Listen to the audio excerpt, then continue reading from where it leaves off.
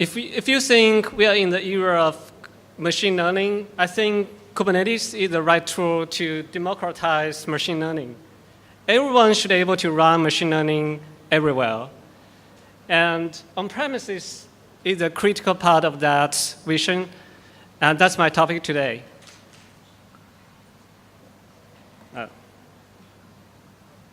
A little bit about myself. I'm a software engineer at VMware, active contributor to upstream Kubernetes in area like device plugin.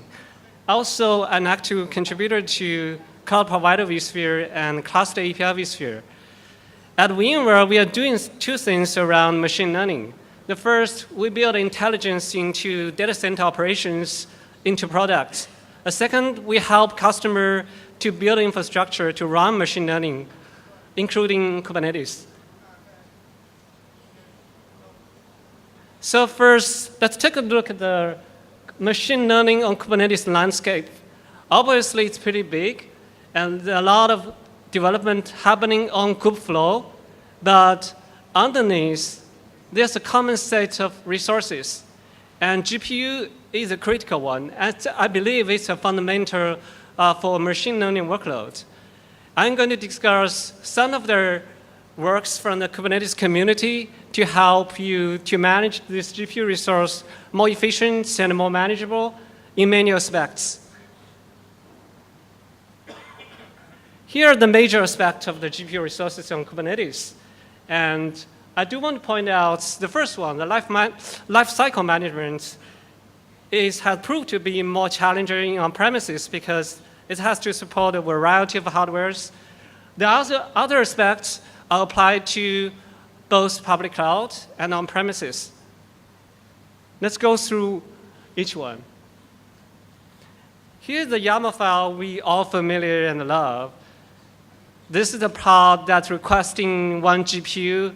By running kubectl create command, you get a pod deployed to the GPU cluster, and your container will get a GPU assigned when there's a GPU available in the cluster. It's very simple. But before this magic happens, you do have to take care of all the yellow components in this picture. It's including from hardware to driver, installation, container runtime, device plugin, and even auto-scaling. Basically, you have two choices today. Either you build automation by yourself, if you're a good engineer, or you can look for the vendor solutions. And I believe this is the area that vendors bring value through automation to help you to manage all the components. Let's take a quick look at the GPU resource sharing and isolation. You can use namespace and the GPU quota to isolate the GPU resource for different users. And also, you can use the pod priority class and also QoS to manage the mixed set of workload. But you do have to note that it's not like CPU. In Kubernetes, you cannot request a fraction of GPU. In Kubernetes, that means the two pods cannot sharing a GPU at a time. This is the limitation today. GPU resource monitoring, you get the core metrics like memory used duty cycles through cAdvisor today. And also there's a device, compute device assignment proposal. Hopefully, in the near future, we can get a much richer set of metrics for this GPU device. Maybe you are comfortable with managing one type of GPU today, for example, the K80. But inevitably, you will start to deal with multiple types of GPU in your cluster. And you don't want to treat them the same because they have very different price points and capabilities. So we have the resource API proposal that can classify the GPU devices into different classes, like high-end GPU, I call them gold GPU. So your pod can say, I need a high-end GPU.